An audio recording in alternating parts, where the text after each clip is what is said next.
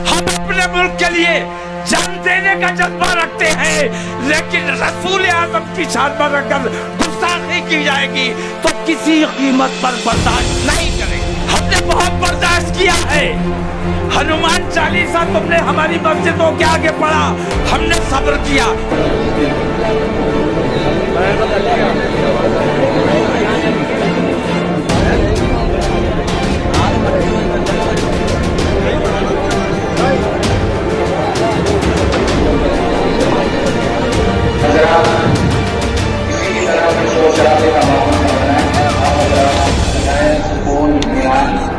और खामोशी का माहौल बरकरार रखें।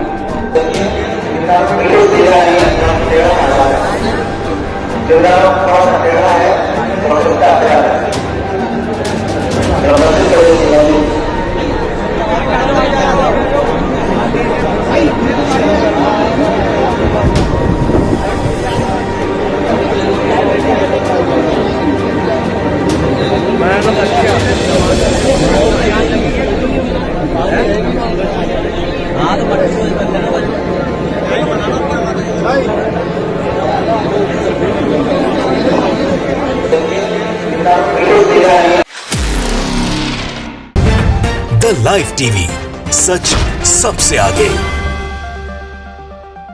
पैगंबर मोहम्मद साहब के खिलाफ नुपुर शर्मा की टिप्पणी को नजरअंदाज नहीं किया जा सकता दोस्तों, और ना ही मुसलमानों पर किए जा रहे जुल्मों सितम को नजरअंदाज किया जा सकता है। इसलिए भारत के मुस्लिम संगठनों, उलेमाओं ने एक जगह इकट्ठा होकर भारत की मोदी सरकार को ठोक बजाकर ये कहा है कि भारत के लोकतंत्र में हमारी भी उतनी ही भूमिका है जितनी आपकी और आपके समर्थकों की है, जिससे आप हमें बेदखल नहीं कर सकते हैं। नमस्कार दोस्तों, मेरा नाम है जयंती झा और आप देख रहे हैं द लाइव टीवी। यूपी के बरेली से जुड़े इत्तेहादे मिल्लत काउंसिल के अध्यक्ष मौलाना तौकीर रजा के साथ साथ भारत के अलग अलग राज्यों के बड़े बड़े उलेमाओं ने दोस्तों और देश भर के अलग अलग मुस्लिम संगठनों ने जयपुर के करबला मैदान में अमन व इंसाफ कार्यक्रम का आयोजन किया। और इस कार्यक्रम की भीड़ देखकर मुसलमानों को दबाने वालों के होश उड़ जाएंगे, बुरी तरीके से चौकन्ने रह जाएंगे, क्योंकि कोई भी ये वीडियोस देख रहा है वो दंग रह जा रहा है। स्क्रीन पर जयपुर के करबला मैदान से जुड़ी तमाम तस्वीरें दोस्तों आपको मैं दिखा रही हूं इस वक्त। इन तस्वीरों को गौर से देखिए, जो कि जयपुर के करबला मैदान की है। मतलब मैदान मुसलमानों की आबादी से, उनकी तादाद से खचाखच भरा हुआ नजर आया। दूर दूर तक मुस्लिमों का जनसैलाब, उनका हुजूम, उनकी भीड़ सब नजर आई है दोस्तों। भारी संख्या में मुस्लिम समाज के लोग करबला मैदान पहुंचे। आपको स्क्रीन पर ड्रोन से ली गई तस्वीरें, ड्रोन से ऊपर से जो ली गई मैदान की तस्वीरें, वो भी इस वक्त आपको दिखा रही हूं। अगर अंदाजा लगाया जाए तो करबला मैदान में मुसलमानों की ये तादाद तकरीबन 10 लाख से 20 लाख बताई जा सकती है, क्योंकि ऊपर से देखने पर दोस्तों देखिए गिना भी नहीं जा सकता कि कितनी भारी तादाद में मुस्लिम समुदाय अपनी बात रखने के लिए, अपनी बात को मोदी सरकार के सामने रखने के लिए, सरकार की आंखें खोलने के लिए करबला मैदान पहुंचा था। इस अधिवेशन में नमाज भी हुई, उसकी भी तस्वीरें इस वक्त आपको स्क्रीन पर दिखा रही हूं। तो अगर कहा जाए तो ये जो अधिवेशन है जो रखा गया, ये मोदी सरकार को ये बताने के लिए रखा गया दोस्तों कि ना तो भारत का मुस्लिम अभी तक डरा है, ना आगे डरेगा, ना तो झुका है ना झुकेगा। इस अधिवेशन के जरिए देश भर में अमन और शांति का संदेश दिया गया। आपको बता दूं दोस्तों, मुख्य अतिथि के तौर पर इस कार्यक्रम में बरेली के मुस्लिम संगठन अध्यक्ष मौलाना तौकीर रजा को बुलाया गया था। मुख्य अतिथि के तौर पर वो इस कार्यक्रम में शामिल हुए थे, जिन्होंने प्रधानमंत्री नरेंद्र मोदी को महाभारत का धृतराष्ट्र बता दिया। इस अधिवेशन में मस्जिदों पर भगवा लहराने से लेकर मस्जिदों के बाहर हनुमान चालीसा पढ़ने तक और नुपुर शर्मा द्वारा पैगंबर मोहम्मद साहब के अपमान तक सभी मुद्दे छाए रहे दोस्तों। सब पर एकदम शांति से चर्चा हुई, बात हुई और तमाम तरह की बातें की गई और मौलाना तौकीर रजा भी मोदी सरकार पर जमकर बरसे। आपको मैं मौलाना तौकीर रजा के तमाम बयानों के साथ छोड़ देती हूँ दोस्तों। सुनिए और महसूस कीजिए इस बात को कि भारत का मुसलमान आखिर चाहता क्या है। वीडियो देखिए। हजरात और हाज़रीन जलसा, अस्सलाम वालेकुम व रहमतुल्लाहि व बरकातहू। जी चाहता है कि घंटों बात की जाए मुल्क के इत्तेहाद, मिल्लत के इत्तेहाद में, जहाँ जिस वक्त जैसी ज़रूरत पेश आएगी इंशाअल्लाह तौकीर नहीं बल्कि पूरी बरेली आपके साथ नज़र आएगा। और मैं बरेली की बात नहीं कर रहा हूँ बल्कि पूरी बरेलवियत की बात कर रहा हूँ। और बरेली ने हमेशा इत्तेहाद व इत्तिफाक का पैगाम दिया है, मुल्क की वफादारी का पैगाम दिया है, मोहब्बतों का पैगाम दिया है। लेकिन कुछ फ़िरका परस्त ताकतें और हमारे मुल्क की मौजूदा हुकूमत की पॉलिसी हमारे मुल्क के इत्तेहाद में रखना अंदाज़ी पैदा करने की कोशिश कर रही है। मैं देख रहा हूं कि किसी ने जुर्म किया, उसको जुर्म मान लिया गया, पार्टी से बरतरफ कर दिया गया। जब जुर्म मान लिया गया तो उसे गिरफ्तार किया जाना चाहिए कि नहीं किया जाना चाहिए। और मैं पूरे दावे के साथ कहता हूं कि जब तक गिरफ्तार नहीं करोगे ये कौम मानने वाली नहीं है। लेकिन सरपरस्ती की जा रही है इसलिए कि उसने मुल्क का नुकसान नहीं किया है, मुसलमानों का नुकसान किया है, मुसलमानों की दिल आज़ारी किया है। तो मुसलमानों को ऊपर जुल्म ढाया जा रहा है, मुसलमानों के बच्चों पर गोलियां चलाई जा रही है, मुसलमानों का सताने का काम किया जा रहा है, मुसलमानों को जेल में डालने का काम किया जा रहा है। लेकिन उस एक को गिरफ्तार नहीं किया जा रहा है। इस अन्याय के खिलाफ पूरा मुल्क खड़ा है, इस अन्याय के खिलाफ। और मैं मुसलमान भाइयों से नहीं, मैं अपने हिंदू भाइयों तक भी मेरी आवाज पहुंच रही होगी और वो भी मेरी इस बात की तायीद करेंगे। महाभारत तो हर हिंदू ने पढ़ी है और हर हिंदू को याद होगा कि उस वक्त का जो राजा था वो बेईमान था, वो अंधा था। लेकिन कलयुग का आज का राजा अंधा नहीं है, वो बहरा बना हुआ था, सब कुछ देख रहा था, सब कुछ समझ रहा था, लेकिन बेईमानी का साथ दे रहा था। उसका नाम था धृतराष्ट्र। याद है, आप लोगों ने भी सुना होगा। आज कलयुग का धृतराष्ट्र नरेंद्र मोदी जब तक इन तमाम बेईमानियों के खिलाफ आवाज नहीं खोलेंगे तब तक हिंदुस्तान का माहौल ठीक नहीं किया जा सकता। और हम चाहते हैं कि किसी भी कीमत पर हमारे मुल्क का माहौल खराब नहीं होना चाहिए। हम अपने मुल्क के लिए जान देने का जज्बा रखते हैं, लेकिन रसूल आजम की शान पर अगर गुस्ताखी की जाएगी तो किसी कीमत पर बर्दाश्त नहीं करेंगे। हमने बहुत बर्दाश्त किया है। हनुमान चालीसा तुमने हमारी मस्जिदों के आगे पढ़ा, हमने सब्र किया। हनुमान चालीसा हिंदू को पढ़ना चाहिए, अच्छी बात है, पढ़ो। जय हनुमान ज्ञान गुण सागर पढ़ो। हिंदू नहीं पढ़ेगा तो कौन पढ़ेगा? लेकिन तू हनुमान के लिए नहीं पढ़ रहा था, तू मुसलमान को सताने के लिए पढ़ रहा था। हमने बर्दाश्त किया क्योंकि हम अमन पसंद है, अपने देश में अमन चाहते हैं।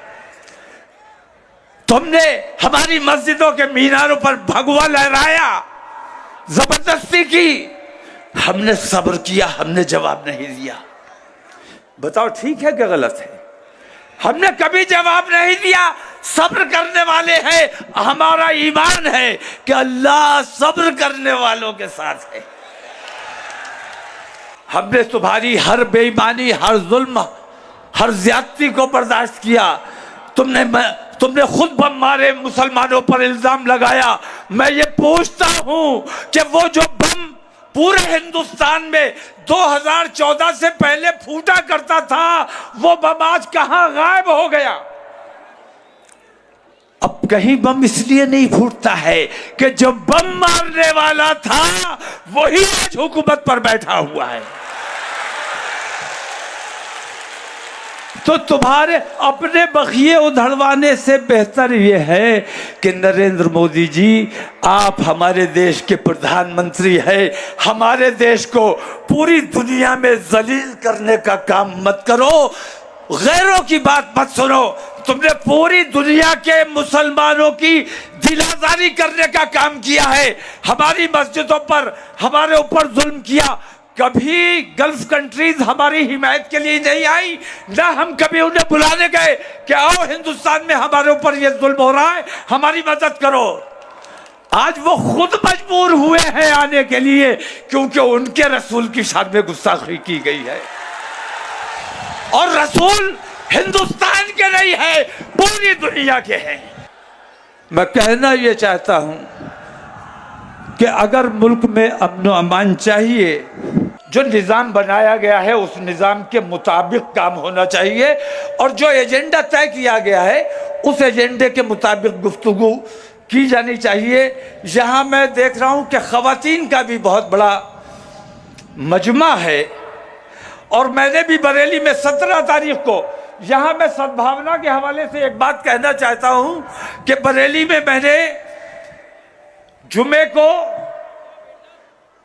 10 जून को अपना प्रोग्राम रखा था एहतजाज का, लेकिन 10 जून को गंगा दशहरा हिंदू समाज का एक बड़ा त्योहार है, बड़ा प्रोग्राम होता है। तो हमने ये सोचा कि असल में लड़ाई तो आस्था की है। अगर उन्होंने हमारी आस्था को ठेस पहुंचाई है, हम बेचैनी महसूस कर रहे हैं, तो कम से कम हम उनकी आस्था का ख्याल कर लें। हमारा दिन फिक्स नहीं है, हम जुमेरात को भी कर सकते हैं, इतवार को भी कर सकते हैं। एहतजाज करना है, नरेंद्र मोदी को बताना है कि तू बेईमानी कर रहा है, इस बेईमानी को तर्क करते। तो हमने अपना प्रोग्राम के हिंदू समाज की महिलाएं भी निकलेंगी, बच्चे भी निकलेंगे, बूढ़े भी निकलेंगे। ऐसे माहौल में अगर हमारे गम और गुस्से से भरे हुए नौजवान निकलेंगे तो हालात कहीं ना कहीं कशीदा हो सकते हैं। तो हमने एकता और भाईचारे का पैगाम देने के लिए अपनी 15 दिन की मेहनत को जाया किया, और हमने कहा कि हम जुमे को प्रोग्राम नहीं करेंगे ताकि इन हिंदू भाइयों का प्रोग्राम आसानी से हो जाए।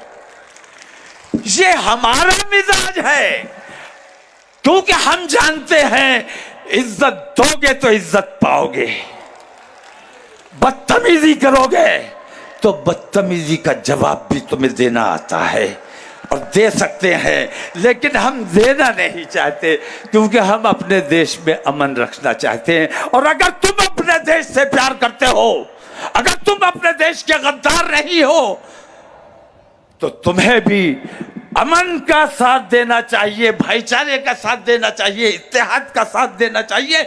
मुसलमानों से नफरत करने का मतलब यह है कि तुम अपने देश से नफरत करते हो, अपने देशवासियों से नफरत करते हो।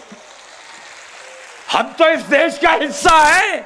मेरा मानना यह है कि हिंदुस्तान की रग रग में मुसलमान दौड़ता है, गली गली में मुसलमान पाया जाता है, और मुसलमान की रग रग में हिंदुस्तान खून बनकर दौड़ता है।